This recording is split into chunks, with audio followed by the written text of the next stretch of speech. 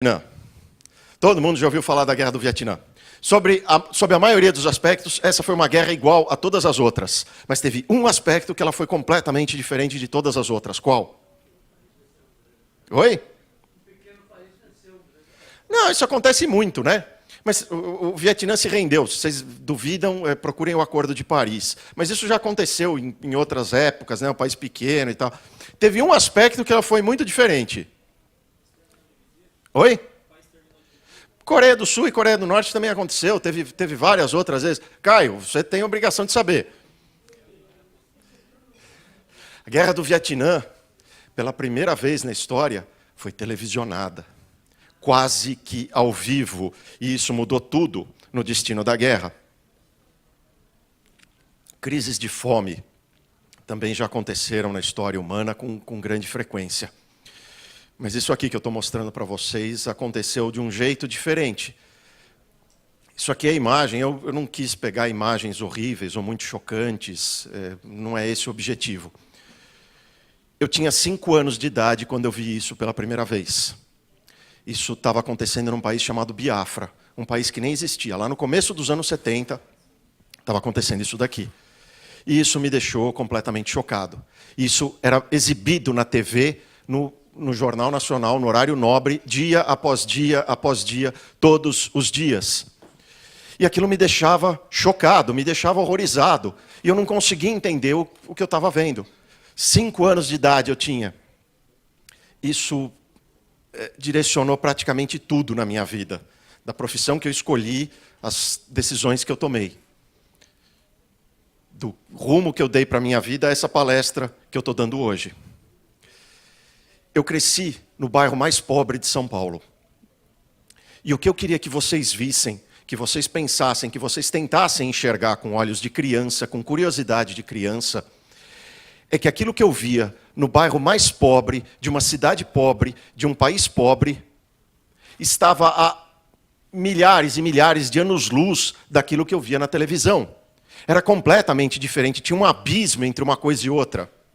Por mais pobre que fosse aquela vizinhança, não tinha crianças morrendo de fome no meio da rua. Não tinha nada remotamente semelhante àquilo que eu via na televisão. E eu não conseguia entender o porquê. E eu não conseguia entender por que ninguém estava falando daquilo. Por que não tinha lá, como tinha no bairro onde eu morava, uma vendinha vendendo comida para esse pessoal? Por que não chegava comida para eles? O que estava acontecendo? Por que não abria, sei lá, uma filial? Na época eu não tinha essa visão, não tinha essa ideia, mas por que não abria uma filial daquela vendinha? O que impedia isso? O que estava acontecendo de tão errado naquele país? E eu não conseguia entender, e eu perguntava para os adultos, e ninguém sabia, ninguém entendia. Eu falava, não sei, a África acho que sempre foi pobre, eu não sei.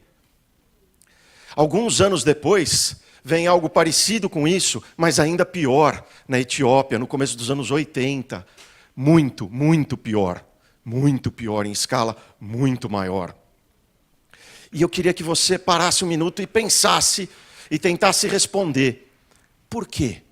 Por que aconteceu isso em Biafra? Por que aconteceu isso na Etiópia? E por que não acontecia isso no bairro mais pobre de uma cidade pobre do Brasil? Por quê? Se você tivesse de explicar para a mãe, para o filho, para o marido, para a namorada, o que você diria? Você conseguiria explicar para ele? Você esboçaria pelo menos uma resposta? Se você tivesse de explicar para aquele garoto de 5 anos, lá no meio do Heliópolis, você conseguiria explicar para ele? Alguns anos depois, aconteceu uma outra coisa muito interessante. Eu tinha um tio que trabalhava na Philips. E engenheiro na Philips, um cargo muito bom. E ele foi convidado para conhecer a sede da Philips em Amsterdã. Na época não era só em Amsterdã, hoje é só lá, era dividido em várias cidades. Mas ele foi e ele voltou fascinado. Ele dizia, eu não consigo explicar para vocês o quanto aquele país é rico. Eu não consigo explicar para vocês o quanto aquela cidade é rica. Ele contava que ele tinha ido num bar aleatório, saiu andando num dia, estava com vontade de tomar cerveja, saiu andando, e entrou num bar aleatório, não era um bar especial, não tinha nada de especial.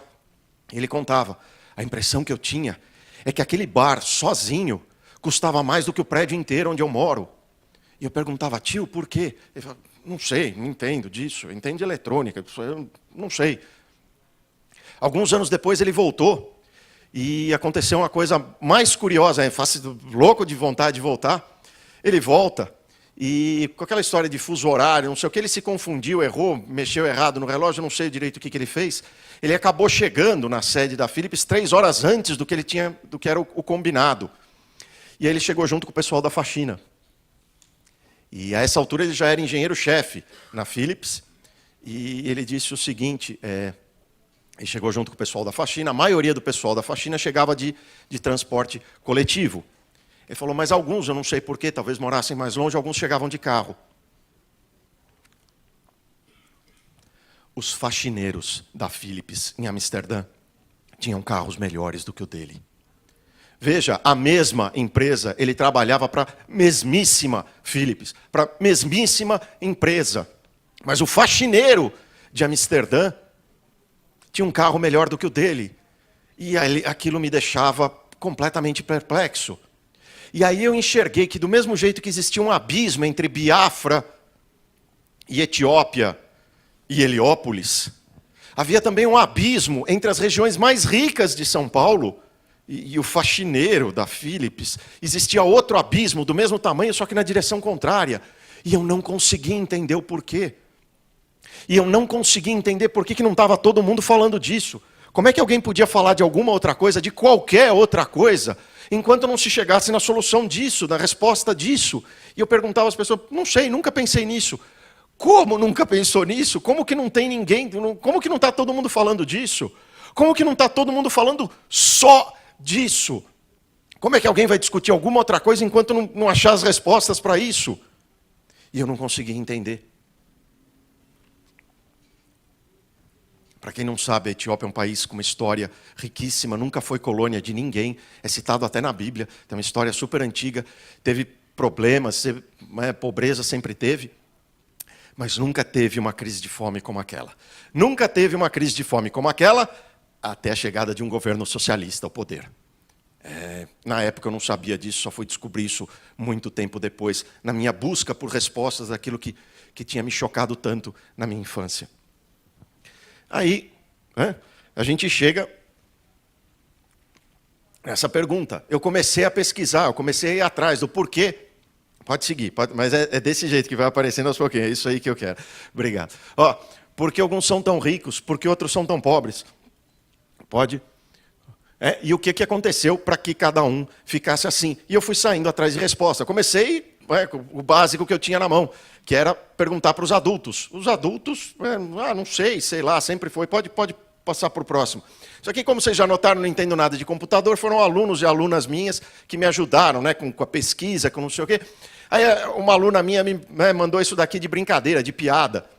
Ela falou, professor, já que seu irmão fala que essa palestra são 40 anos de estudo resumidos em 40 minutos de palestra, resume mais ainda, coloca uma imagem só que resume a palestra inteira. Ela colocou de piada, de brincadeira, ela falou, não, depois eu apago. Eu falei, não apaga não, pode deixar aí, uma imagem sozinha que refuta a teoria socialista inteira. Não sei se vocês sabem, isso daí são balseiros, eles não têm nada. E por não terem nada, eles constroem barcos feitos de lixo, porque é a única coisa que eles têm disponível para se jogar no mar, na região do mundo que tem a maior concentração de tubarões no mundo, para fugir de Cuba. Por quê?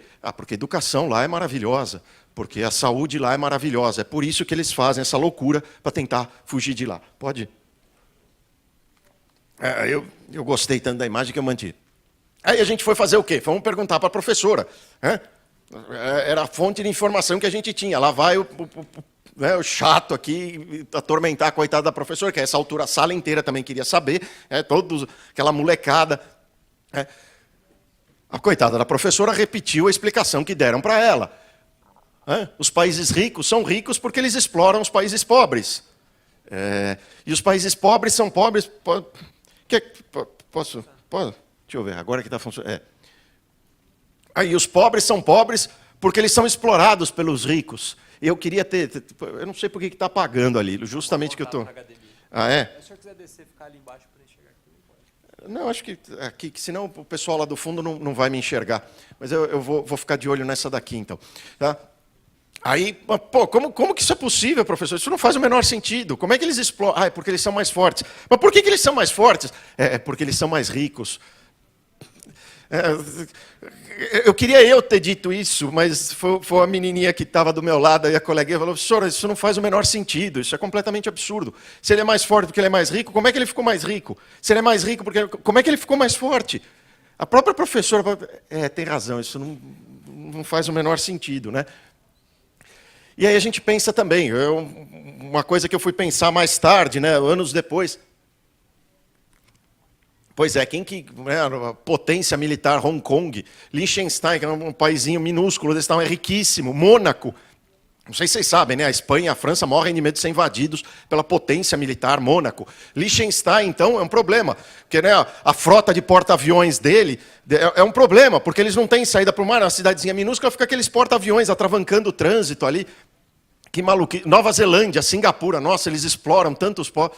Não faz o menor sentido, né, gente? É uma ideia completamente maluca. E conforme eu fui estudando, eu fui descobrindo uma porção de casos, né, uma porção de respostas que não respondiam nada.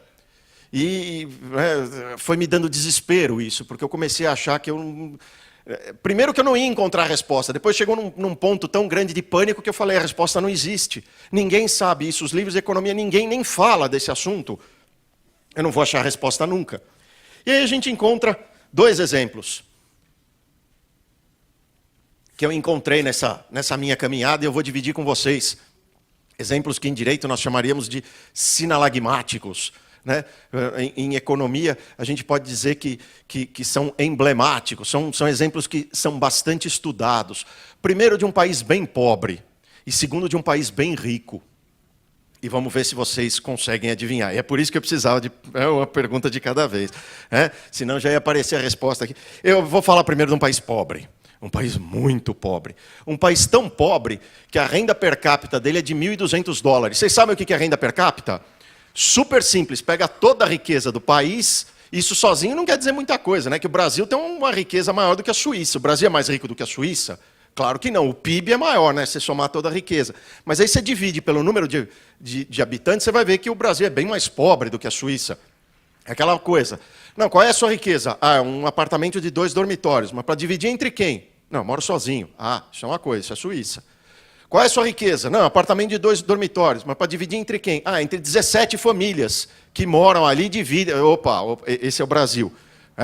E não existe apartamento nenhum, então a choupana ali que a gente divide entre 750 pessoas. África. África com algumas exceções. Etiópia, melhor dizendo. Hoje já tem país rico na África, país mais rico do que o Brasil. Mas vamos lá. Então, você pega a riqueza do país inteiro e divide pelas pessoas. É tão pobre que é 1.200. Para vocês fazerem uma ideia de quanto isso é pobre, a renda per capita hoje do Brasil é 10 mil dólares. Quer dizer, esse país é quase 10 vezes mais pobre do que o Brasil. Olha quanto ele é pobre. O Brasil já é pobre, imagina 10 vezes mais pobre do que o Brasil. Esse país está localizado num continente bem pobre. E nesse continente bem pobre, ele é o segundo mais pobre do continente inteiro. Mortalidade infantil altíssima, quase 20 vezes maior do que a do Brasil. 907 para cada 100 mil. É altíssimo isso. E é um dos índices que mostra o quanto o país é pobre. Êxodo anual populacional. Quantas pessoas fogem desse país? É o desespero da fome, da miséria. O quanto de gente foge desse país? 1% do país ao ano. Isso é muito, muito alto. Que país é esse, gente? Esse aqui talvez seja o pior de todos os índices. 40% da população está à beira da inanição. Isso significa, não é que está malnutrido, não é que está desnutrido, não é que está faltando os nutrientes. Quase morrer de fome, que é uma das mortes mais horríveis, mais lentas e dolorosas que existe. 40% da população está à beira de morrer de fome. Que país é esse, gente? De que país da África eu estou falando? Sudão? De que país da África eu estou falando, gente? Vocês viram que é pobre, né? 40% da população à beira de morrer de fome. De que país da África eu estou falando, gente? Eu estou falando de um país da África chamado Suécia. Suécia? Mas você falou que era na África. Licença poética. Mas você falou que era pobre. Era pobre.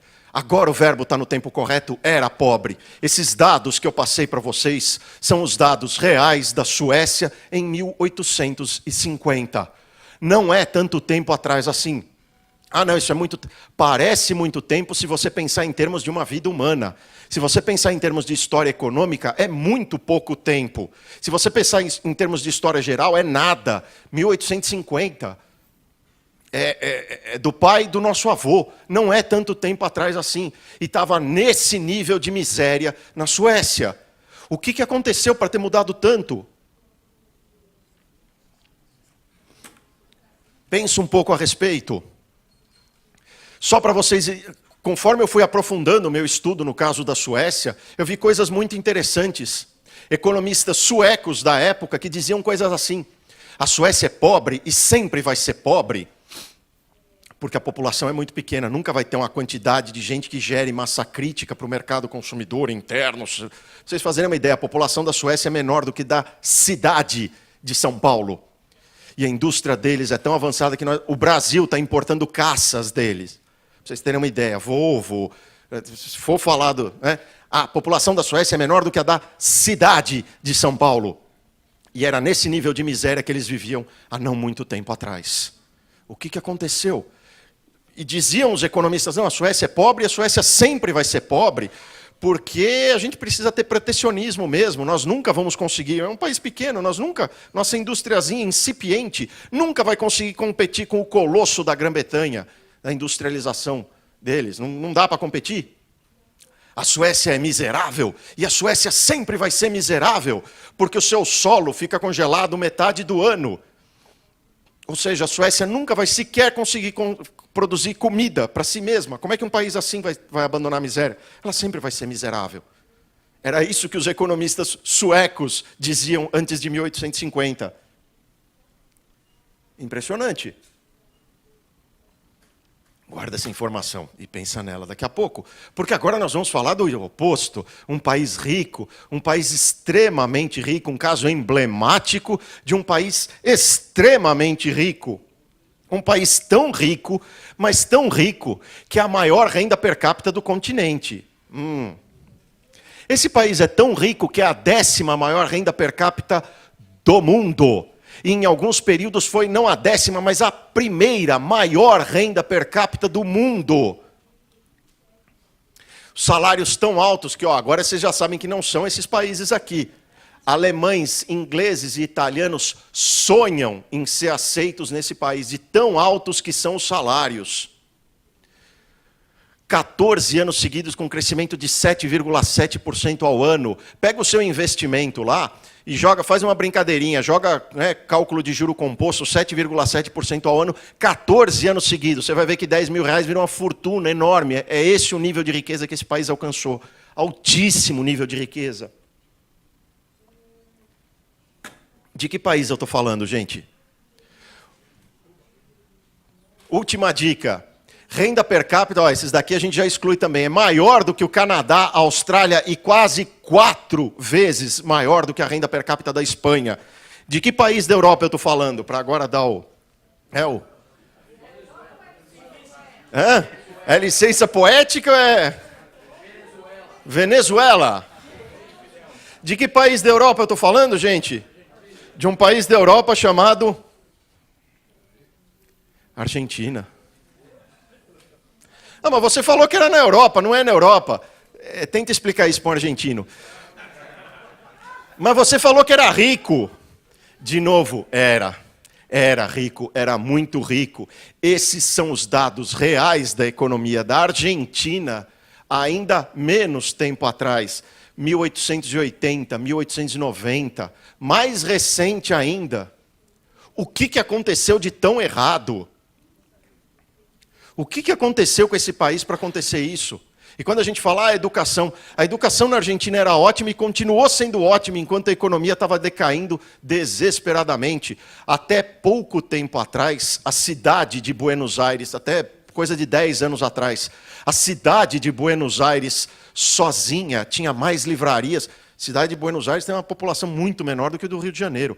Mas a cidade, sozinha, tinha mais livrarias do que o Brasil inteiro somado.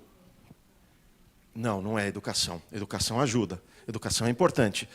Mas educação não faz o país nem ser rico, nem ser pobre. O que gera o país ser rico ou um país ser pobre? Conforme eu ia estudando, eu fui atrás de livros de economia. E quanto mais eu estudava, mais eu me desesperava. Porque eu pegava os livros de economia e eles falavam de demanda elástica, demanda inelástica, curva de oferta, curva de demanda, impressão monetária, base M1, base M4. Meu, do que esses caras estão falando? Eu achava que eu ia pegar um livro de economia e ele ia ser inteiro sobre esse assunto. Como é que eles podiam falar de alguma outra coisa? Como é que eles podiam falar de qualquer outra coisa? E aí, assim, em notinhas de rodapé, que de vez em quando eu achava alguma resposta. E eram respostas muito, muito ruins, que eu mesmo adolescente, nessa época, conseguia ver que estavam erradas. Ah, é o clima. Acreditem, tinha livro que dizia isso. Hoje já não tem mais, isso é uma bobagem tão grande. Ah, não, é porque o clima frio faz as pessoas trabalharem mais. E o clima quente deixa as pessoas preguiçosas. Ai, Senhor, o que um sueco lá em 1850 ia achar disso? A família dele morrendo de fome, que será que ele ia achar disso? Ou então o australiano de hoje, riquíssimo, lá naquele... No deserto australiano, não sei se vocês sabem, é um frio danado, né? Um frio de 50 graus. As casas têm que ser construídas debaixo da terra, de tão alto que é o calor. Localização geográfica, esse é de doer. A Europa fica no meio do mundo. Então ela passa, né? Todo mundo tem que passar por ali, então ela ficou rica. Ai, Senhor, explica isso para o meu avô, que fugiu da Itália para não passar fome. Essa é uma bobagem tão grande que já não se repete mais. Religião, essa é interessante, né? O Max Weber fala, moral protestante faz os países progredirem. Tem uma moral protestante lá na Coreia do Sul, tão grande, eles são tão protestantes no Japão. Em Hong Kong é um protestantismo assim tão firme, tão ferrenho, que é uma coisa sensacional. Recursos naturais, deixa aqui sua gargalhada. O Japão, não sei se vocês sabem, é uma potência de petróleo, de diamante. A África, coitada, não tem nada disso, é por isso que ela é pobre. A cultura, esse é famoso, esse vocês vão ouvir muito. Tem muita gente que diz isso ainda. Não, é uma questão de cultura. Então, a Suécia era pobre, mudou a cultura dela. Eles deixaram de ser vikings, eles ficaram... sei lá o que eles ficaram, e aí, de repente, eles ficaram ricos. A Argentina, então, é o contrário. Mudou a cultura. Mudou a cultura, eles pararam de gostar de churrasco, e aí o país empobreceu. Alguma coisa assim. Protecionismo e intervencionismo. Esse vocês vão ver bastante. Os caras vêm falar de livre mercado, não sei o quê. Aí eles pegam um período, com a Coreia do Sul acontece muito isso, um período de um mercado, de uma coisa, de alguma... olha aqui, vejam só como a Coreia do Sul foi protecionista. Portanto, é isso que a deixou rica. Com a Austrália, não sei, com a Suécia, com a Finlândia, com tantos outros. Hoje, na Coreia do Sul, se diz, nós não atingimos o nível da Austrália por causa daquele longo período de protecionismo de alguns mercados, e hoje se enxerga isso com muita clareza na Coreia do Sul. Isso atrasou o progresso do país, ainda que no curtíssimo prazo a impressão tenha sido a inversa.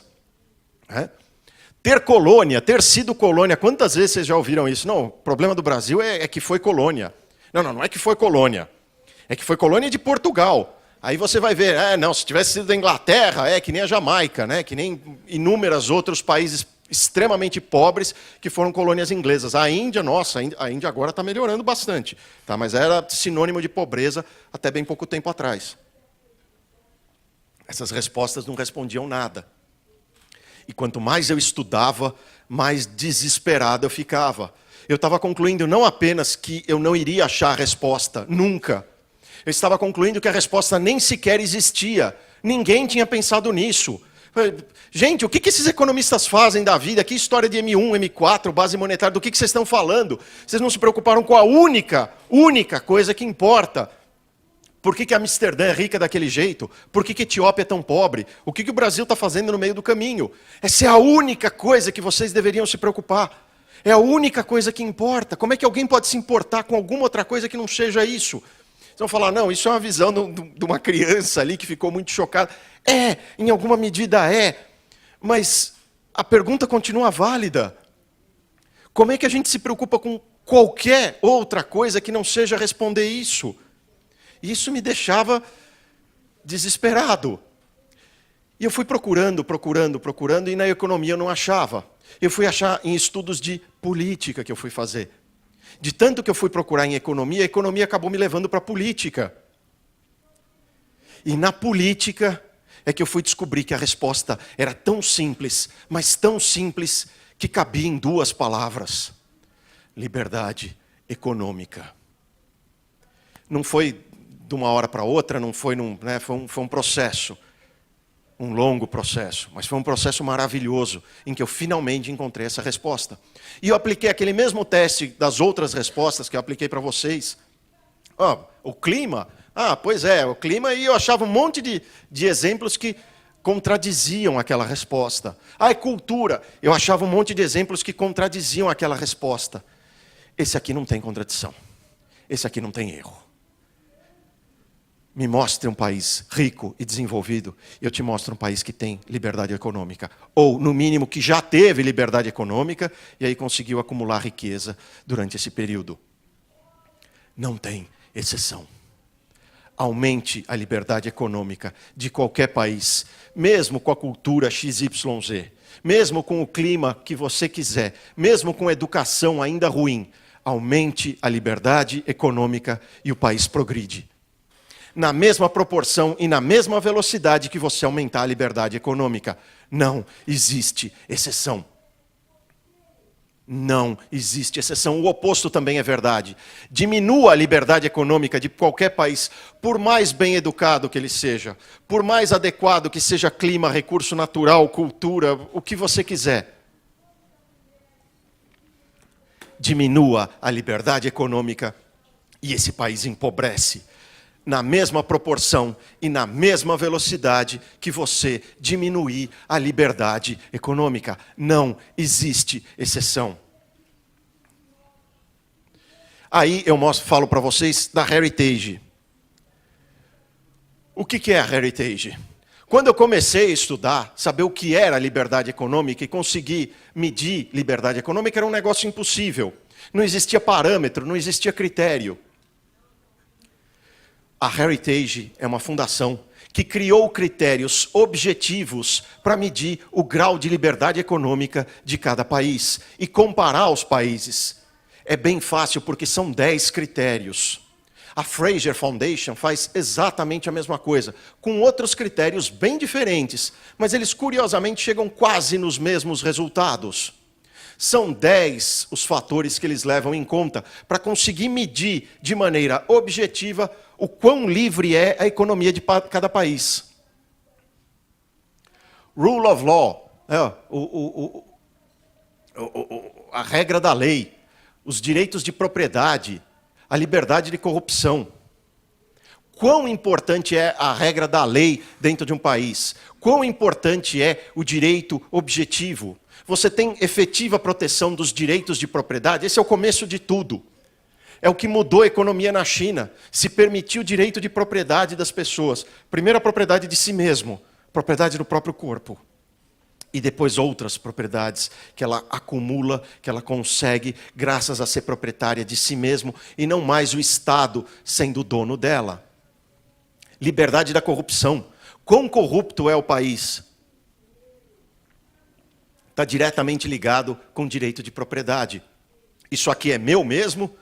Ou para isso aqui ser meu, eu preciso pagar propina para alguém? Está diretamente relacionado. Governo limitado. A limitação do governo. Governo gigantesco significa pouca liberdade econômica. Liberdade fiscal. Você tem impostos de 90%, de 95%, de 50%. Isso não gera liberdade econômica. Por mais que se diga que, não, respeito o direito de propriedade. Isso é confisco. Você não vai investir, ninguém vai investir se ele tem de deixar 90% com o Estado. O gasto do governo está diretamente ligado com liberdade fiscal. Porque se o governo gasta demais, mesmo que ele não arrecade via imposto, ele vai arrecadar via o quê? Ou endividamento, ou inflação. Não vou entrar em detalhes, mas entendam isso. Não adianta nada ele cobrar pouco de imposto se ele gastar demais. E se gastar demais, uma hora a conta vem para a população de novo. Eficiência regulatória, liberdade nos negócios. Você pode contratar com quem você quiser? Você pode comprar uma van e fazer transporte aqui na cidade de São Paulo? Não, não pode. Daria para a gente ficar dando milhares de exemplos de milhões de coisas que você absolutamente não pode fazer, que são desenhadas para que só os amigos do rei consigam fazer. Labor freedom, diretamente ligado ao anterior. Não, eu não quero empreender, ou não posso, ou não sei, mas eu posso trabalhar na área A, na área... Não, isso aqui você não pode fazer. Não, mas eu preciso aceitar pelo... Não, por esse salário não pode. Desse jeito não pode, com esse salário não pode, nessa região não pode, nessa profissão não pode. Daria para ficar horas dando exemplos. Monetary freedom, a liberdade relacionada ao dinheiro, está diretamente ligada ao anterior. O seu dinheiro vale alguma coisa? Você sabe que se você poupar, esse dinheiro continua sendo seu? Ou não, você vive uma situação de inflação que a qualquer momento o seu dinheiro pode ser corroído de uma tal forma que ele não vale mais nada. Mercados abertos. Você pode comprar e vender para quem você quiser. Você pode importar, você pode exportar. Você pode vender para fora do seu estado. Ou não, é tudo um emaranhado enorme para ser dificílimo de você vender, de você comprar, de você trabalhar, de você contratar. Investment freedom, a liberdade de investimento. Você pode investir no seu negócio, você pode apostar em si mesmo, você pode apostar no negócio de outro ou não. É tanta regra e tanto sistema e tanta burocracia que é feito de propósito para isso ser impossível. Tem formas de medir isso, e aí eles conseguem dizer, para cada um desses 10 elementos, o quão livre é o país. E financial freedom. Você pode tomar empréstimo de quem você quiser, você pode emprestar para quem você quiser, ou não, é o contrário. Recentemente teve uma lei dizendo que, olha, agora você pode emprestar para outras pessoas. É uma coisa... Era medieval, a gente não podia emprestar, era crime de usura. Não, emprestar juros é um pecado, não pode. Então, quer dizer, é ruim para você, é ruim para a pessoa que precisa do empréstimo, é ruim para todo mundo. É bom para o banco. Para o banco é bom, porque é a única alternativa que sobrou. Bancos imensos, amigos do rei, etc. É assim que se mede, com 10 parâmetros muito claros e muito objetivos, é assim que a Heritage mede a liberdade econômica de cada país. Eu tirei os nomes dos países, mas a gente podia resumir a palestra inteira nesse gráfico aqui. Depois eu vou mostrar um outro mais colorido, mais bonitinho, mas esse aqui é o mais exato. Cada quadrado desses é um país. Quanto mais para a direita ele está, maior é a liberdade econômica nessa escala da Heritage. Quanto mais para cima ele está, maior o nível de renda per capita que ele tem. Essa reta que está traçada mostra que existe uma correlação direta entre uma coisa e outra. Ela não é absoluta porque depende muito do tempo que o país está em liberdade econômica. Isso faz muita diferença. Então você vê o Chile tem uma liberdade econômica muito alta, mas ele tem ela há pouco tempo, relativamente. Então, em termos absolutos, você olha a Suécia é muito mais rica do que o Chile. Por quê? Porque ela está acumulando riqueza desde 1850. O Chile, apesar de ter impostos muito menores, sobre uma série de aspectos ser mais livre do que a Suécia, o Chile não está acumulando riqueza há tanto tempo. Ainda assim, a correlação é inescapável. Não tem como não dizer que quanto mais livre é um país, mais rico ele fica. Quanto menos livre é um país economicamente, mais pobre ele se torna. Essa correlação é direta. Essa correlação é inescapável. Esse mapa aqui mostra isso com todas as letras. E aí a gente pega a renda per capita de 3 países. Brasil, Austrália e Coreia do Sul, para mostrar isso para vocês. Lá em 1820. Brasil, coitado, 600 dólares, 680 dólares, né, de renda per capita. É baixíssima, era um país extremamente pobre. Até em termos atuais, você fala, nossa, hoje é 10 mil e ainda é pobre. Você fala, é pobre demais. Pois é. Mas a coitada da Austrália era muito mais pobre, 500 dólares. A gente vai para 1950. O Brasil, olha, o Brasil melhorou bastante. Agora está com $1.600 de renda per capita. A Coreia do Sul, coitado, 870. Que tristeza, né? Aí a gente chega em 2017. O Brasil melhorou muito. Em 2017, $9.000 de renda per capita ao ano, que a Austrália, 53 mil, tá batendo 54. Que também foi colônia, que tem muito menos tempo como país do que o Brasil, que a cultura... mas a colonização foi feita com bandido. A Austrália era uma colônia penal. Eles mandaram o que tinha de pior na Inglaterra para não ficar lá, porque aquele cara que era tão ruim, eles não queriam nem na prisão na Inglaterra. Eles mandaram para a Austrália. Não, vai lá morrer envenenado com cobra, que é a única coisa que tem lá, morrer de sede no deserto. O começo da Austrália foi isso. Como é que alguém tem a coragem de falar que o problema é a colonização? E aí a Coreia do Sul batendo os $30.000 em 2017. O que aconteceu de tão certo lá? O que aconteceu de tão errado aqui? Talvez não esteja muito claro o que eu estou falando.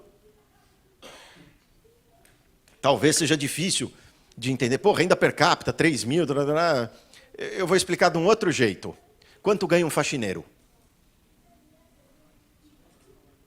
O quê? Um salário mínimo? Quanto que é um salário mínimo? R$1.000, 1.500, né? Não, vocês já deviam ter sacado. Quanto ganha um faxineiro? Onde? Quanto ganha um faxineiro? Em qual século? Pois é. Quanto ganha um faxineiro? No Brasil. Legal, vamos falar do Brasil primeiro, que é o que a gente conhece melhor.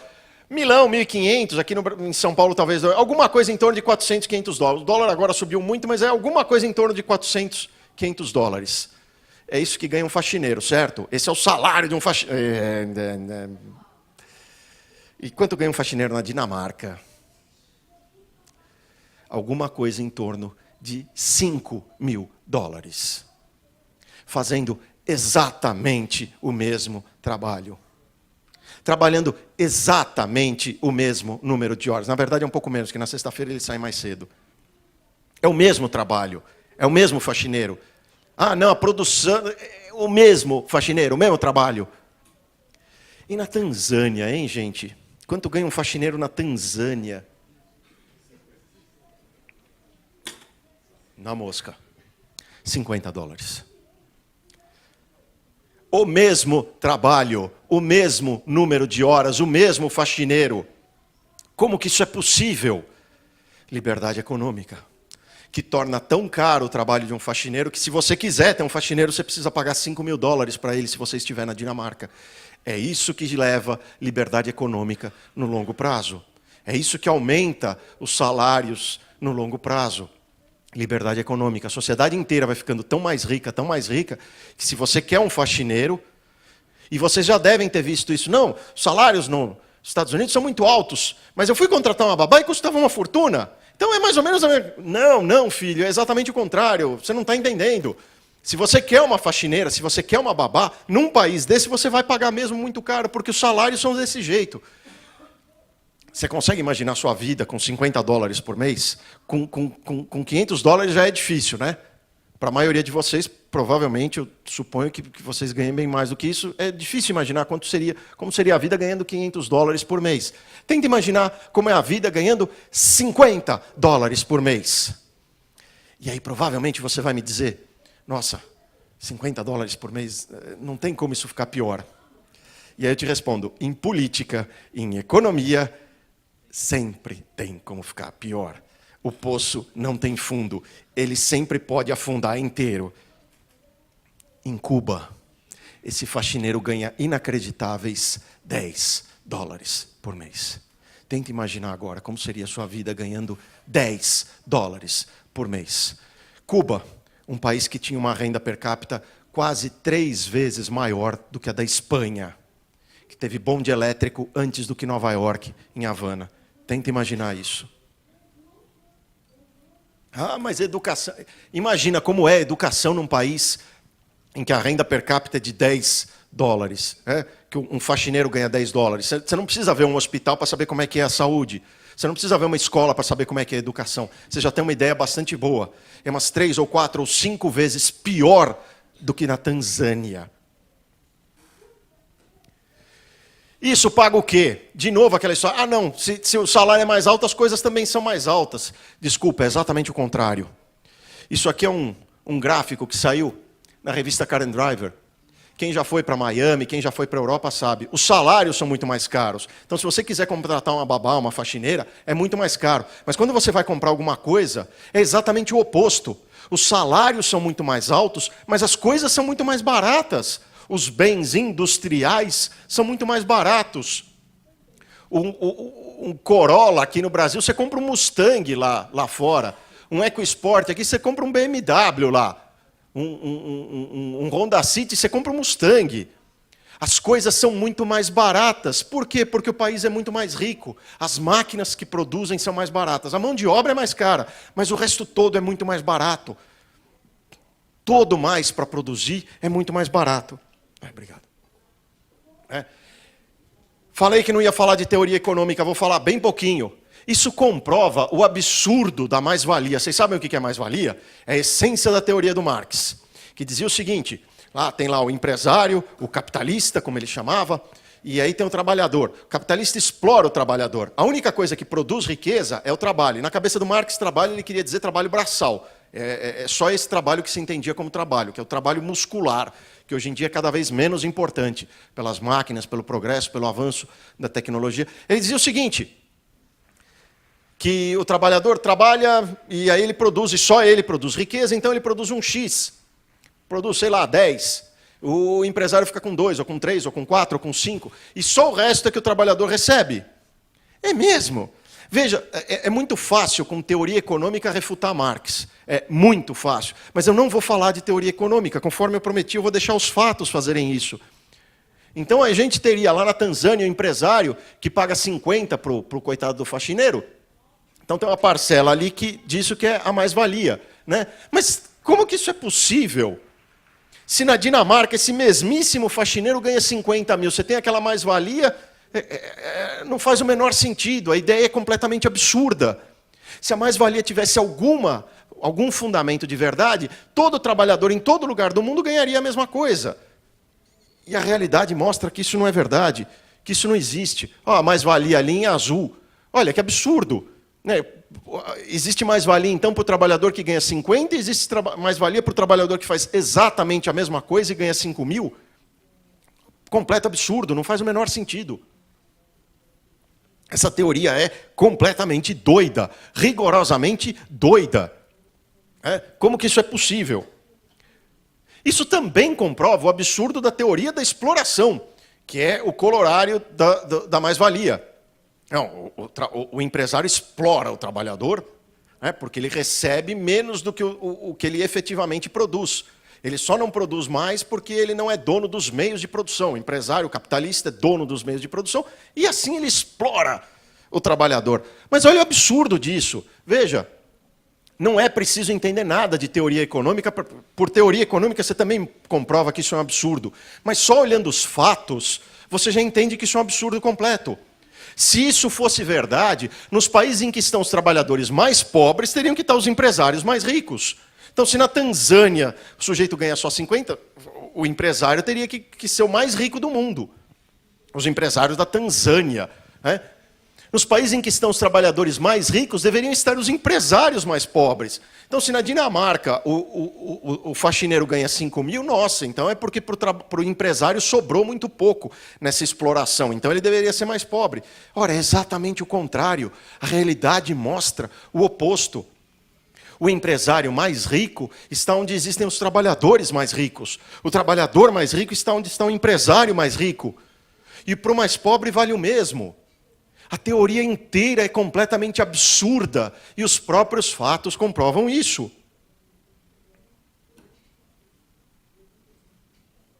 E aí a gente ouve aquele monte de bobagem, né? O problema é a desigualdade. Desigualdade, o bom é se ficar todo mundo igualmente miserável, né? Liberalismo só funciona em países que já é rico. Oi? Socorro, vai estudar a história de qualquer país que era pobre e ficou rico, qualquer um. Me mostra um e eu te mostro um país que aumentou sua liberdade econômica. A bobagem suprema, né? Pobre é de direita. Oi? Vai estudar. Esquerda e direita é uma terminologia que é cientificamente inadequada. Agora, a hora que você entende o quanto ganha um faxineiro na Dinamarca e o quanto ganha um faxineiro em Cuba, desculpa, não precisa ser nenhum gênio para definir onde que eu gostaria de ser, onde que eu preferiria ser faxineiro, ou qual exemplo que eu quero que o meu país siga para que o faxineiro do meu país tenha aquela qualidade de vida. Mais liberdade econômica significa mais riqueza, especialmente para os pobres. Não também para os, especialmente para eles. Quem já é rico consegue mudar de país. Quem já é rico consegue mandar sua riqueza para outro lugar, para outro banco. O cara se vira. O pobre é que não tem solução. O pobre é que ia morrer de fome lá na Suécia, se a Suécia continuasse do jeito que estava. Menos liberdade econômica significa mais pobreza, especialmente para os mais pobres. Não existe registro histórico de nenhuma exceção para isso. Bom, e quem defende mais liberdade econômica? Qual é a teoria filosófica, política, e é aqui que a gente entra, econômica, que defende mais liberdade? A teoria econômica chamada liberalismo. Liberalismo é um grande todo que engloba política, filosofia, direito, economia. Aqui a gente está tratando de economia.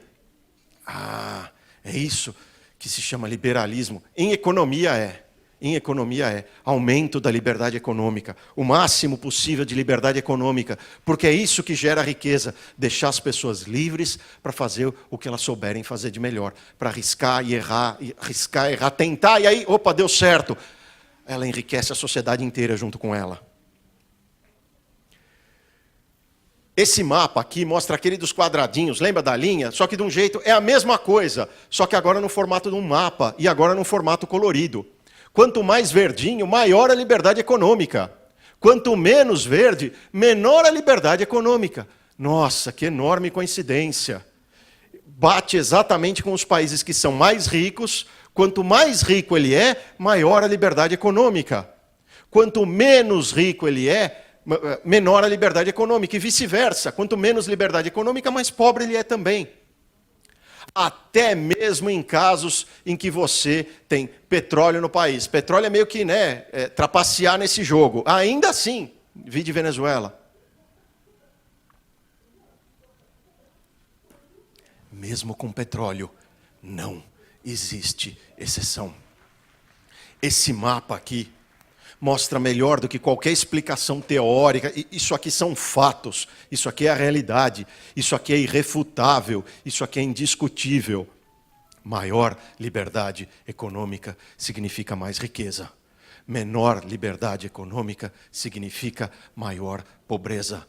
E não existe exceção nenhuma, nunca, nenhuma única vez. Eu encerro usando essa frase aqui do Mário Vargas Llosa, ganhador do Prêmio Nobel, que é uma expressão que eu gosto muito, que é o porquê, então, de sermos liberais, por que defendermos a liberdade. Primeiro, por princípio, mas também pelos efeitos que ela produz. Eu defendo a liberdade por princípio, mas por ser um princípio correto, ela gera efeitos bons. Pelo fruto se conhece a árvore, e eu diria, pela árvore se conhece o fruto. Eu sou um liberal. A extrema esquerda converteu essa palavra em um palavrão, em xingamento, mas ela se origina da palavra liberdade, a palavra mais bonita do idioma, que trouxe as grandes conquistas, a tolerância, os direitos humanos, a divisão de poderes, o pluralismo político, o fim da escravidão, o fim do Estado absolutista, o fim da opressão contra a mulher. Me mostre uma grande evolução da humanidade, eu te mostro o aumento da liberdade. Todas as grandes conquistas da civilização têm sua origem no progresso da liberdade. O importante do pensamento liberal é que não se trata de um pensamento dogmático, não é fanático e aceita a possibilidade de equivocar-se, de estar errado, e, portanto, está permanentemente se corrigindo e autocriticando. Isso é o liberalismo. É isso que eu convido vocês a seguir essa jornada, de tentar entender melhor o que é o liberalismo, na sua faceta econômica, que é importantíssima, mas também em suas outras facetas, política, filosófica, jurídica. Entenda essas grandes conquistas da humanidade e veja o aumento da liberdade por trás de cada uma delas. E nessas 3 que eu citei, especificamente do liberalismo, já como um movimento político consolidado na história humana. Convido você, vá estudar, vá conhecer, vá se aprofundar nisso. Tenha essa curiosidade de criança para entender melhor o que é isso. E talvez se tornar uma pequena luz nesse imenso quarto escuro que é o mundo que a gente vive. Muito obrigado.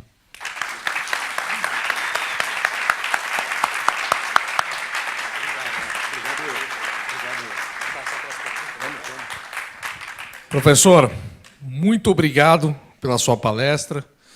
Foi bastante elucidativa aqui para todos nós. O senhor caçou aí vários mitos que imperam aí nas nossas aulas de história, em diversos debates que eu já presenciei.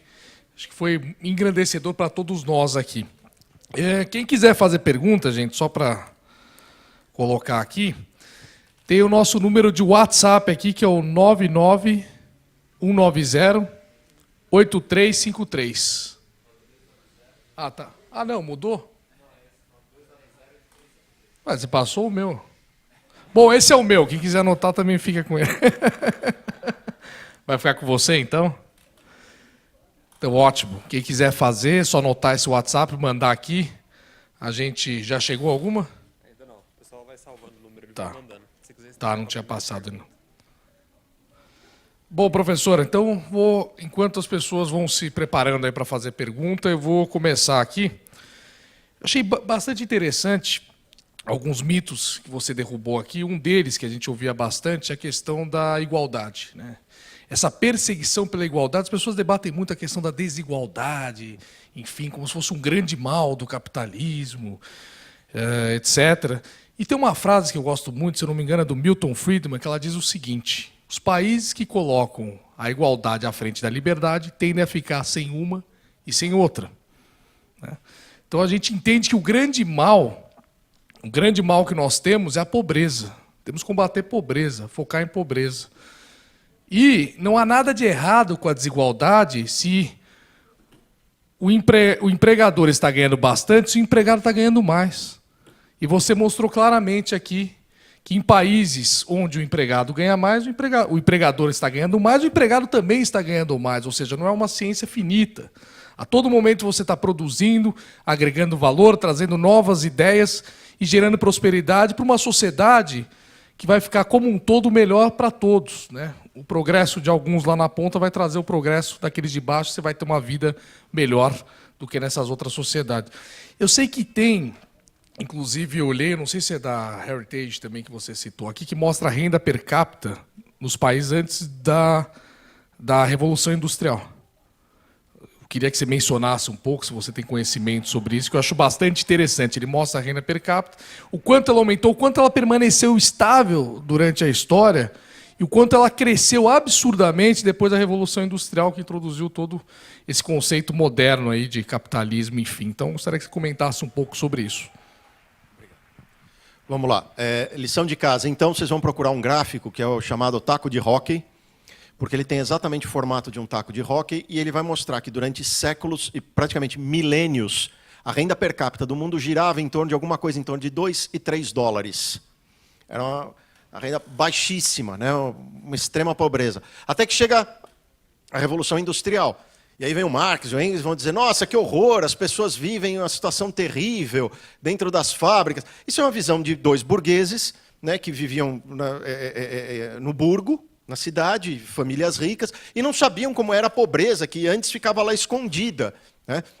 O que acontece é que sim, tem uma situação que hoje a gente olha e acha, nossa, que pobreza terrível, né? Nas fábricas, nego trabalhando 16 horas, crianças trabalhando. Aí depois você vai ver, não, peraí, essas crianças elas teriam morrido de fome em tempos anteriores. É brutal o aumento de renda no mundo inteiro depois da Revolução Industrial. Então, fica aí de lição de casa, vocês procurem isso. O aumento da renda per capita depois da Revolução Industrial. Em questão de anos, de poucos anos, você tem um aumento como nunca se viu antes. E isso continua, né? É engraçado. Vocês vão ver cálculos de quando começou as linhas de trem. um professor de física fez um cálculo lá dizendo, não, se passar de 30 km por hora, todo mundo vai morrer dentro do trem porque o ar vai sair, e aí ele fazia um cálculo lá para mostrar. Do mesmo jeito, tinha vários economistas dizendo, não, a renda per capita nunca vai chegar no que hoje a gente teria alguma coisa como 15, 20, porque é impossível, nunca vai acontecer, etc, etc. Hoje, rendas per capita de 30, 40, 50, 60 mil dólares é a coisa mais normal do mundo. Tá? Então, vocês vão ver muito isso. Aí, da questão da igualdade, eu costumo dizer o seguinte, se um sujeito tem 2 iates e o outro tem 10, vocês concordam que tem uma desigualdade enorme entre eles? Vocês têm pena de qual dos dois? O problema... É muito comum acusarem os liberais de vocês não se preocupam com desigualdade. De fato, eu não me preocupo com desigualdade, eu me preocupo com pobreza. A pobreza me preocupa, a desigualdade não. Ah, aliás, vocês já viram alguém morrer de desigualdade? Não, né? De fome eu já vi. Desde bem pequeno eu vejo gente morrendo de fome. De desigualdade, até hoje eu nunca vi ninguém morrer. Na Venezuela, curiosamente, a desigualdade não para de cair. Porque o país inteiro está ficando miseravelmente igual. Igualmente miserável, está ficando igual na miséria. E, ai, que lindo, está diminuindo a desigualdade. Tem gente que acha isso bom. Tem gente que acha isso bonito. O venezuelano acha isso horrível. O problema, para o liberal, o problema não nunca foi e nunca vai ser a desigualdade. O problema é a pobreza. Maravilha. Pessoal, houve um erro aqui na comunicação. Na verdade, eu disse o número certo, que em vez de ter um 2 ali, deveria ter um 1. Então, 991908353. Então, para não atrasar mais, Júlio, quem quiser fazer pergunta, eu vou abrir o microfone, o Júlio leva até cada um de vocês, só sinalizar com a mão aí. Só responder nesse microfone que funciona. Esse aqui? Funcionando. Alô? Alô? Funciona aqui. Funciona? Passar para cá. Tem um livro para sortear, eu não sei como... Quem gostaria de fazer perguntas aqui? Ali. Uma aqui também.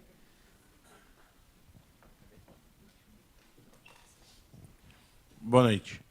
Ô, professor, queria saber, a gente vive uma situação um pouquinho contrária do que o senhor falou hoje aqui com a gente. Qual que é o caminho que a gente precisaria seguir para termos um pouquinho mais de liberdade econômica no país? E gentileza sua dizer um pouquinho. Tem muita coisa que a gente pode fazer, tá? Eu convido vocês a entrarem no site da Heritage e verem esses 10 itens. Eles explicam lá, só tem em inglês, tá? Infelizmente não tem traduzido, mas eles explicam em cada um desses itens como que se faz para aumentar a liberdade econômica. O que eu também recomendo para vocês é lerem a MP da Liberdade Econômica. É um negócio simplesmente fantástico, tá? Que com uma medida provisória a gente vai pular. Nós estamos em 2018, a gente ficou em 153. Nós estamos entre os últimos lugares e pioramos muito durante o período lulopetista, né? A gente piorou muito e agora estamos tendo a chance de melhorar bastante. Então não é uma questão de falar o governo A, o governo B, são as medidas objetivamente que aumentam a liberdade econômica para deixar a sociedade livre para produzir riqueza. Então, daria para ficar qualquer um daqueles tópicos que a gente pegar e poderíamos ficar horas falando isso. O âmbito tributário, o âmbito de comércio, fiscal. Assim, é muito vasto. É muito vasto. Mas essa MP é muito bacana, que tem, inclusive, participação do pessoal lá do Mises. Eu tive uma contribuição muito humilde lá, mas me orgulho disso, na parte da redação legislativa. Então, eu recomendo para vocês, dêem uma olhadinha na MP, e tem vários sites de notícias que fizeram resumos legais, para você não ter que ficar, quem não é da área jurídica, não ter que ficar lendo texto de lei, eles resumiram ali, então tem uma porção de coisa que vai jogar o Brasil muito para frente, ainda tem muito o que fazer, mas já joga o Brasil uma porção de lugares adiante, né, em termos de liberdade econômica. E aí, não tenha dúvida, o aumento de riqueza ele não é instantâneo, ele não é imediato, decisões de investimento são sempre lentas, o sujeito que está lá no emprego, ele, vou empreender, não vou, só de saber, não preciso mais de alvará. Cara, isso é um alívio na cabeça de todo cristão, que é um negócio muito, muito grande. Então, assim, a médio prazo, isso já vai fazer uma diferença brutal. Opa, Ives, Caio. eu acho que um período muito interessante para a gente demonstrar esse efeito impressionante da liberdade econômica é aquele momento, pouquinho depois da Guerra Civil Americana. Aquele momento é um momento crucial para os Estados Unidos. pouco antes da Guerra Civil Americana, tem ainda escravidão nos Estados Unidos, país basicamente agrário, não é uma grande potência econômica, ainda tem uma guerra civil onde o impacto da Revolução Industrial se faz sentir na guerra e morre milhões de americanos, pai com filho, com primo, aquela coisa toda, e, no entanto, num pequeno espaço de tempo, de repente você começa a ouvir palavras como Rockefeller, Vanderbilt, aqueles barões capitalistas. E aí, ao término da Primeira Guerra Mundial, os Estados Unidos já é a maior potência do mundo. E você vê, a Guerra Civil terminou em 65, 66, país totalmente devastado. Aí teve a Primeira Guerra Mundial, em 1918, para os Estados Unidos já é a maior potência do mundo. Você vê, é 50, 60 anos, nada. E acontecimentos pavorosos. Você vê o que é o liberalismo econômico. Pois é, pois é. E aí você vê, qual é a explicação? Não, é que a Europa estava destruída, e aí os Estados Unidos cresceram porque a Europa estava destruída. É mesmo? E por que isso não aconteceu com o Brasil? Por que isso não aconteceu com o Haiti? Estados Unidos, exatamente... não sei. A explicação de a maioria dos livros de história no Brasil é essa. Não, afundou a Europa, e aí os Estados Unidos crescem. Sempre essa ideia do jogo de soma zero. Não, um é pobre porque o outro é rico. Um é rico porque o outro é pobre. 1 milhão de vezes não. Ora, né, e esse exemplo é ótimo também. Você vê que não é tanto tempo. Demora para construir riqueza, mas demora em termos de uma vida humana. Você pensa, nossa, 60 anos é muito tempo. Em termos de história, não é nada. Né? Se você for ver a Coreia do Sul, depois da guerra, é um país completamente devastado. Chega nos anos 80, eles já estão no mesmo nível do Brasil. A renda per capita já chega no nível do Brasil nos anos 80. E compara com hoje, o que é. Então, assim, não é tão lento. Eu espero que esses exemplos que eu dei para vocês, e esse exemplo que o Caio trouxe também, mostre que é muito errada essa ideia que a gente tem de que o país rico sempre foi rico, o país pobre sempre foi pobre. Essa ideia é completamente errada. O que determina são as instituições e o nível de liberdade política. Aliás, eu fui estudar direito a hora que eu entendi que a economia dependia das instituições, que eram as instituições que determinavam a economia e não o oposto, como dizia Marx. Até nisso Marx estava errado. O dia que eu entendi isso foi o dia que eu falei, eu vou estudar a economia pelo resto da vida, mas o que eu quero de profissão, de vida, é direito, para entender as regras do jogo, para entender como são essas instituições. Ótimo exemplo. Boa noite, professor. Não sei se eu vou saber formular a pergunta que eu estou pensando, mas é mais ou menos no sentido de como a gente pode lidar com o argumento que as pessoas fazem de que países que valorizam a mão de obra, como são os exemplos dos países com maior liberdade econômica, como eles prosperam utilizando a mão de obra barata de países que geralmente não possuem liberdade econômica, como a China, por exemplo. A China hoje já tem um nível de riqueza maior do que o do Brasil. Então aquela história de o escravo chinês, isso já acabou. O nível de salário deles hoje já é mais alto do que o nosso. Então, ainda que você tenha lá uma ditadura e etc., eles viram o que aconteceu na Rússia, na União Soviética, no período da perestroika, e falaram, não vamos deixar acontecer isso. Então a gente vai liberar na economia, mas sem liberar na política. E aí a gente se mantém no poder. Oi. Minha pergunta é mais ligada ao sentido de por que a Dinamarca, por exemplo, que valoriza muito esse empregado, utiliza a mão de obra chinesa? Por que eles utilizam a mão de obra? Primeiro, de novo, é aquela ideia de que o rico é rico por causa do pobre, e o pobre é pobre por causa do rico.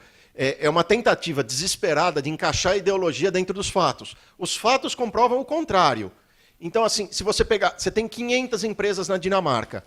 Se pegar uma empresa que, por acaso, vai fazer alguma manufatura de alguma coisa na China, porque a mão de obra na China é mais barata, pode ser que, por uma série de razões, vale a pena fazer a fábrica na China. Aí tem 500 fábricas, ele pega essa uma empresa na China e fala, tá vendo? A Dinamarca explora os chineses. É um argumento que absolutamente não faz sentido. Ela não o dinamarquês não é rico porque valoriza a mão de obra. Pelo contrário, onde tem CLT na Dinamarca? Muito pelo contrário, não tem nem salário mínimo na Dinamarca. Não tem nem salário mínimo na Suécia. Não é porque valoriza, é porque o mercado fez, e isso eles não admitem nunca, mas a verdade é, o mercado fez com que hoje, para contratar um faxineiro na Suécia, você tem que pagar $5.000 para ele. Não é porque ela é valorizada, não é isso. É porque durante mais de um século se acumulou de riqueza de uma tal maneira na Suécia que hoje custa muito caro para contratar qualquer coisa na Suécia. Então, às vezes, na maioria das vezes, você faz a fábrica na Suécia, mas em algumas vezes você faz na China. A China não é pobre por causa da Suécia, é exatamente o contrário, né? A China fica menos pobre cada vez que um sueco vai lá e constrói uma fábrica ali. O salário do chinês fica um pouquinho mais alto a cada vez que alguém leva uma fábrica para lá e cria para lá. Mas eles não vão admitir isso nunca, eles vão continuar pegando o exemplo aqui isolado. Lembrem sempre disso, história não é uma foto. Você pode até analisar como uma foto, mas a história é um filme. Eu sempre uso isso nas aulas. E a economia é a mesma coisa. Você pode analisar a economia como uma foto, mas a economia não é uma foto. A economia é um filme. A hora que você enxerga que hoje o trabalhador chinês ganha muito mais do que ele ganhava há 20 anos, que é muito mais do que ele ganhava há 40 anos, e isso veio graças ao aumento... então daqui X anos é capaz de eles chegarem no mesmo nível da Suécia. É capaz. E o Brasil também. Como é capaz da Suécia acontecer o que aconteceu com a Argentina? É possível. Pode acontecer. Mas um não é pobre porque o outro é rico. Muito pelo contrário. Posso falar? Não, Por favor. Eu queria fazer mais uma observação, porque todos esses países ricos, liberalismo econômico, vem ligado, eles também eu acho que fortalece os valores morais da nação. Todos esses países ricos, eles têm valores morais muito fortes. Estados Unidos ficam batendo na tecla da moralidade, da honestidade. Todos esses países mais ricos, você vê que o grau de honestidade, o grau de corrupção são muito menores de qualquer outro país. Eu acho que existe uma correlação grande aí, fortalecimento dos valores morais com riqueza. Não sei se... O que o senhor... Eu vou dizer que é o contrário. Existe essa correlação, mas ela não é causa, ela é efeito. A Espanha já foi considerado o país mais corrupto do mundo. Hoje tem um nível de corrupção bastante baixo. O México hoje é um dos países mais corruptos do mundo. Aí o sujeito cruza a fronteira, o que mudou? Mudou o DNA dele, aí ele vai lá e se torna empreendedor nos Estados Unidos. Não, absolutamente não. É o contrário. Esses valores morais surgem quando a sociedade cria essas condições e aí vem níveis mais altos de riqueza e aí progressivamente... Não, peraí, vale a pena ser honesto. Porque aí sendo honesto, aí se eu construir... Não, minha propriedade é respeitada. Num país em que não tem instituições que protegem a propriedade privada, a corrupção vira regra. Porque é uma questão, ou por um lado, é de sobrevivência, ou por outro lado, é o que todo mundo faz. Então, o brasileiro não é corrupto. O jeitinho brasileiro. Toda vez que você ouvia aquela história do... só no Brasil... Tirando jabuticaba e pão de queijo, essa história de só no Brasil absolutamente não vale. Eu já vi isso em inúmeros outros países em situação muito parecida com a do Brasil. Argentina, Turquia. Você vai olhar a mesma corrupção e é engraçado. Eles falam, só na Turquia mesmo. É tudo na base da corrupção. É uma questão de instituições. São as instituições que moldam a economia e as instituições, em grande medida, moldam esses valores morais. Porque vale a pena ser daquele jeito. O cubano não é corrupto porque ele tem um problema no DNA dele. É porque é a única forma dele sobreviver. Ou ele faz isso, ou ele tenta via mercado negro, ou ele morre de fome. Eu não esqueço, na época da faculdade, a gente tinha um estudo do Ministério Público que dizia 80% das casas na cidade de São Paulo, cidade mais rica do país, mas 80% das casas estão fora de algum parâmetro de construção e, portanto, são ilegais. Aí eu me pergunto... 80% das pessoas querem ter a casa onde elas moram de alguma maneira perigosa, ou contra a lei, ou errada, ou é o contrário, é a lei que tem alguma coisa de tão absurdo que ninguém consegue cumprir. Eu acho que existe sim essa correlação, mas eu vejo muito mais como consequência do que como causa. Alguém fala, não, nós precisamos ter os valores morais e vamos combater a corrupção. Sim, vamos, mas enquanto não tiver liberdade econômica, não vai mudar muita coisa. Professor, boa noite. Boa noite. O senhor fez uma comparação ali sobre os preços dos automóveis, né? E uma coisa que desde pequeno eu acompanho, é bem interessante, é que se dizia que os automóveis eram mais caros aqui no Brasil porque se pagava a importação. E daí, no meio do exemplo ali, tinha um EcoSport, que é um veículo fabricado aqui em Camaçari e mandado para fora. Esse veículo aqui custa 70 mil. Lá nos Estados Unidos custa 20 mil dólares. O problema são os altos impostos. O senhor acredita que um dia esses impostos irão diminuir, uma vez que ele é válido para tanta gente, para sustentar tanta gente? os altos impostos? É possível diminuir, ter uma carga tributária baixa aqui no Brasil? Eu não só acredito, como eu estou aqui na frente, né, é uma das razões que eu estou aqui. Por que o imposto é alto? Porque o Estado é gigantesco. Então vamos cortar os impostos. Enquanto o Estado for gigantesco, não vai dar muito certo. Porque aí, de novo, a gente volta naquele problema. O Estado precisa se financiar. Enquanto, né, não adianta você cortar o imposto se não cortar o gasto. Quanto o gasto for alto, se não tiver imposto, vai ter ou endividamento ou impressão de moeda, que é uma coisa que é de economia, mais técnica, eu não quero entrar nisso, mas se aumenta o endividamento do Estado. Aí, nossa, explodiu a inflação. Vamos congelar os preços, que ideia genial. Né? Não. Então, precisa, mas a raiz de tudo é aumentar a liberdade econômica. Aumentando a liberdade econômica, você diminui o peso, o tamanho do Estado, e aí diminui o peso do Estado, e aí sim a gente pode cortar imposto. Acredito muito nisso. Menos Estado sempre.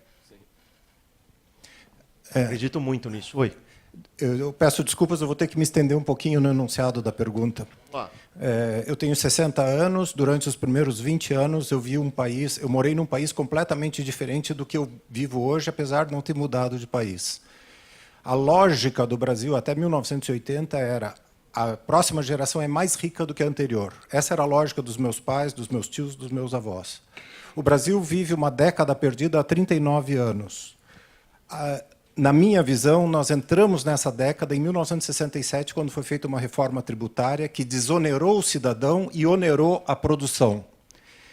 Foram criados ICM, IPI, e aí depois se ensinou até à esquerda, nos anos 90, a tributar a produção, CSLL, CID. O brasileiro não paga imposto. Só 20% dos brasileiros... nós temos imóveis comerciais e eu vejo que o IPTU por metro de comercial ele é muito mais alto do que por metro residencial. Eu acho que o vício do Brasil está, para manter essa estatocracia estabelecida, em tributar a produção. Me parece que Costa e Silva disse assim: já que não conseguimos mais tributar a nossa matéria-prima, que não existe mais matéria-prima, agora é commodity, pós-1945, vamos tributar, então, a produção internamente aqui. Como mudar isso, forçando a pergunta dele, mas como mudar isso num sistema tão viciado? Chegar e dizer para as pessoas: vocês vão ter que pagar imposto de renda, vocês vão ter que pagar IPTU para ter os serviços públicos, como é no primeiro mundo. O sujeito que mora nos Estados Unidos, para ter escola pública, ele tem que pagar IPTU. Na Alemanha é a mesma coisa, o cara tem que se cadastrar na prefeitura para poder ter escola pública gratuita, senão ele não consegue nem votar. Né?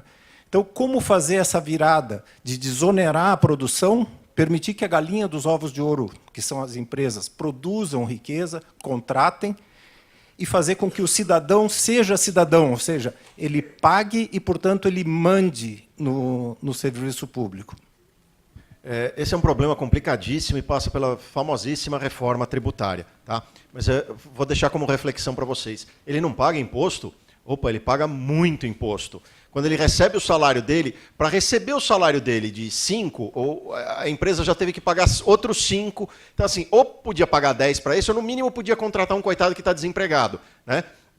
Então, assim, sim, para pagar 5 de contribuição social, você já pagou 5. Aí o coitado de 10 recebeu 5. Aí ele vai lá, ele não declara imposto de renda e ele não paga IPTU. Mas aí ele vai lá no mercado e vai comprar alguma coisa. Metade do feijão é imposto, metade do arroz é imposto. E ele tem essa visão de que ele não paga imposto, ele paga imposto altíssimo. Né? Então, assim, é um problema muito sério, é um problema muito complicado. Assim, a gente precisa passar por uma reforma tributária, não só que altere a forma de cobrança e desonere a produção, e isso eu concordo, onere mais o consumo do que a produção, mas a gente precisa cobrar menos imposto. E, de novo, diminuição do Estado. Mas, vamos lá.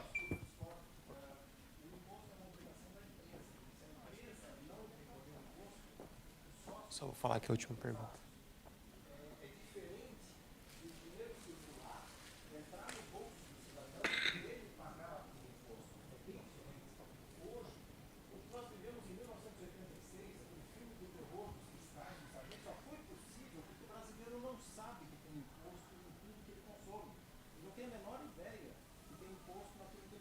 Mas é isso que eu estou dizendo. Metade do que ele paga, de qualquer coisa que ele vai comprar, inclusive comida, arroz e feijão, ele está pagando imposto. Eu até acho adequado essa lei que mostra ali, né? O problema é que o imposto é tão maluco no Brasil que aquele cálculo é aproximado. Ninguém sabe exatamente. É como diz o Ives Gandra, a gente não tem um sistema tributário, tem um manicômio tributário, e aquele valor é aproximado, porque ninguém sabe exatamente o quanto é de imposto. Mas vamos lá. Professor, a última pergunta aqui, depois Pois a não. gente vai fazer... Pessoal, só pedir para vocês aguardarem, que a gente vai sortear 2 livros aqui hoje.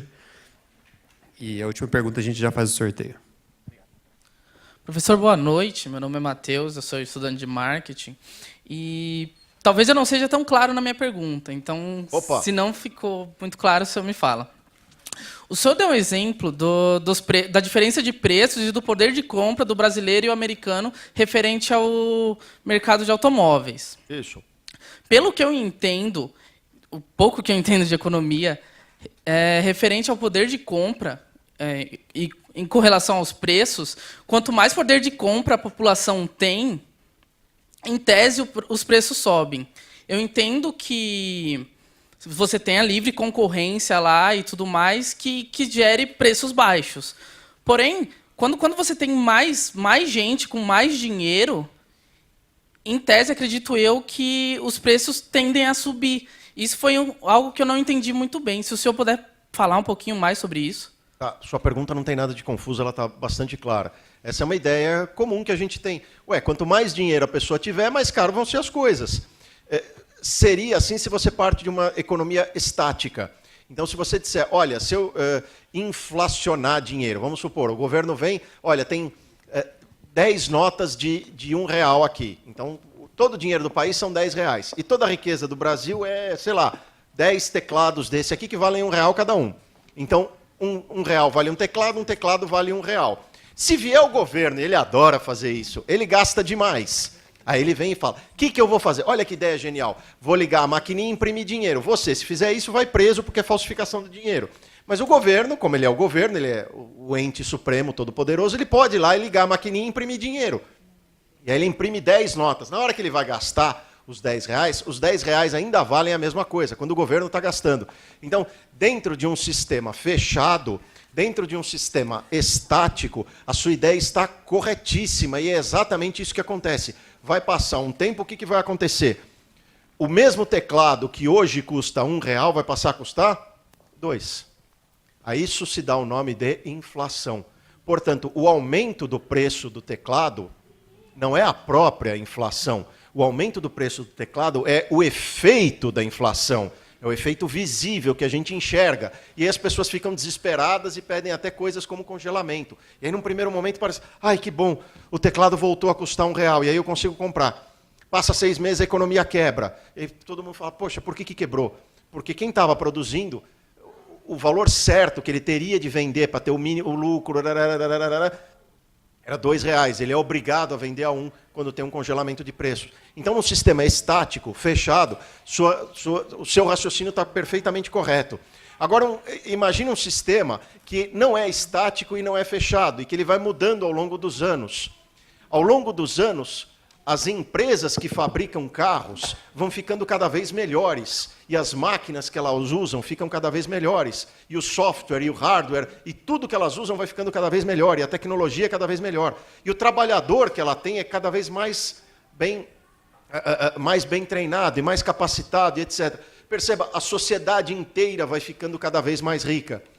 Pensa assim, acho que o melhor jeito de responder a sua pergunta, você quer comprar um Corvette. Onde que é mais fácil você comprar um Corvette? Nos Estados Unidos ou na ilha do Robinson Crusoe? Na ilha do Robinson Crusoe, vamos supor que ele é imortal. Ele tem a eternidade. Quantos séculos você acha que ele vai levar para conseguir fundir ferro pela primeira vez? Nunca. Sozinho ele não vai conseguir fundir ferro nunca. Nem que tenha ali no riachinho uma mina de ferro. Ele não vai conseguir nem fundir ferro, quanto mais transformar aço, etc. Então, assim, a sociedade que é muito mais rica tem muito mais chance de produzir coisas cada vez mais baratas. Por quê? Porque ela é dinâmica, não é um monte de dinheiro que surgiu do nada, é riqueza real que a sociedade produziu. Quanto mais rica ficar a sociedade, a pergunta dele é ótima, quanto mais rica ficar a sociedade, mais chance você tem de comprar um computador de última geração por um preço muito mais baixo. Então, quanto mais rica é a sociedade, mais cara é a mão de obra, mas o resto todo fica mais barato. Então, essa impressão que a nossa tia tem quando ela vai para os Estados Unidos e quer contratar a babá, tudo é mais caro, porque a babá custa uma fortuna. A babá custa uma fortuna. Mas vai nas lojas de Miami que você vai ver que o iPhone é muito mais barato, que o carro, o Corvette, o carro que você quer, ele é muito mais barato, que o computador, que, sei lá, o eletrodoméstico, aquela geladeira linda, maravilhosa que alguns sonham de ter, ela é muito mais barata nos Estados Unidos do que no Brasil. E se você sair do Brasil e for para a Tanzânia, ela é muito mais cara. Provavelmente a Tanzânia nem fabrica essa geladeira, você vai ter de importar, e aí, para você conseguir comprar uma geladeira dessa com o salário da Tanzânia é praticamente impossível. Então, provavelmente nem tem ali. Então, conforme, numa sociedade numa economia, melhor dizendo, que é dinâmica, quanto mais rica ela fica, mais baratas ficam as coisas, por paradoxal que seja, por causa disso. A sociedade inteira fica mais rica. Então, na hora de eu investir, eu quero fazer uma fábrica de geladeira, de um jeito que nenhuma outra geladeira jamais foi. Porque eu tive uma ideia genial de como fazer uma geladeira. Eu quero fazer um carro que compete com o Corvette, que é muito mais barato fazer isso na Dinamarca, nos Estados Unidos, na Austrália, do que no Brasil. E é muito mais barato no Brasil do que na Tanzânia. E aí o produto também vai ser muito mais barato, exceto a questão da mão de obra. A mão de obra é mais cara. Tá? Então, contrariamente ao que pode parecer numa primeira vista, o seu raciocínio está correto, mas num sistema fechado. Num sistema que vai enriquecendo ao longo dos anos, os salários vão ficando cada vez maiores e, curiosamente, as coisas vão ficando cada vez mais baratas. Curiosamente. Não sei se, agora, eu é que digo, não sei se eu consegui ser claro bastante. Mas é isso que acontece na realidade. Não é teoria isso, tá, gente? Isso não é teoria, isso são os fatos, isso é a realidade.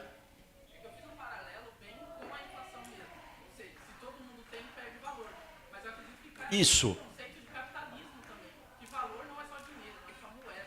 Exatamente. Se a gente pensar em moeda, se aparece um monte de ouro aqui, o preço do ouro despenca.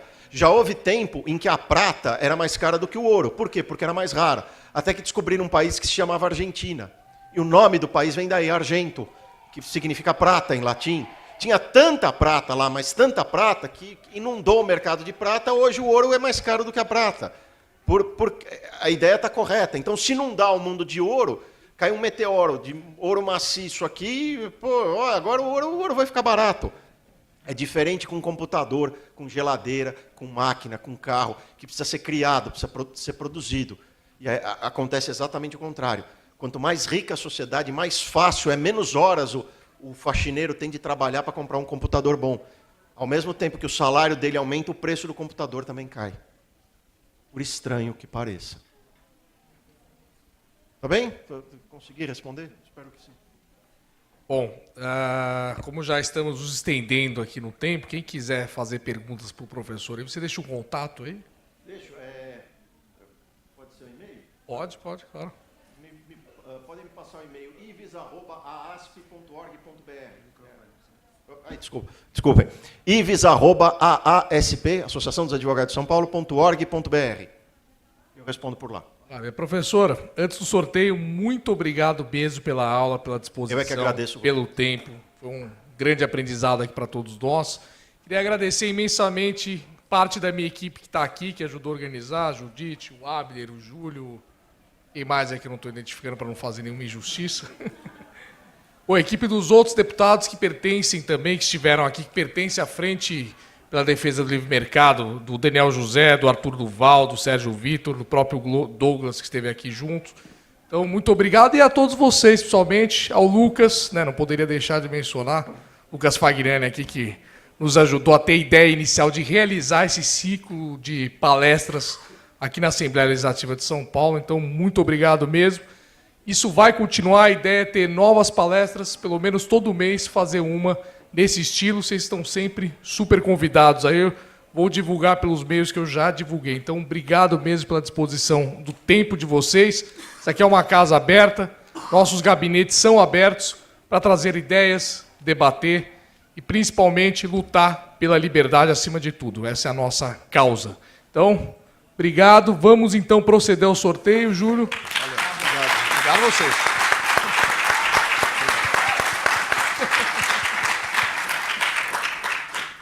Bom, pessoal, a gente tem uma lista aqui com os participantes que estão inscritos no evento, inclusive quem chegou ali e não estava inscrito. A gente está indo pelo site sorteador, vou clicar aqui, ele vai dar 2 números do número 1 ao número 151, que é o número de inscritos aqui. 102. Se não tiver aqui, acho que vamos combinar que tem que estar presente, né? Está presente, ó. Vamos lá. 102, Jefferson Almeida está presente? Jefferson ganhou o primeiro livro, parabéns.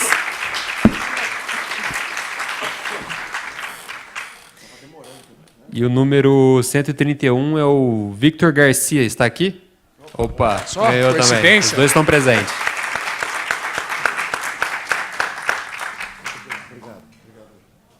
Valeu, declaro encerrada a sessão.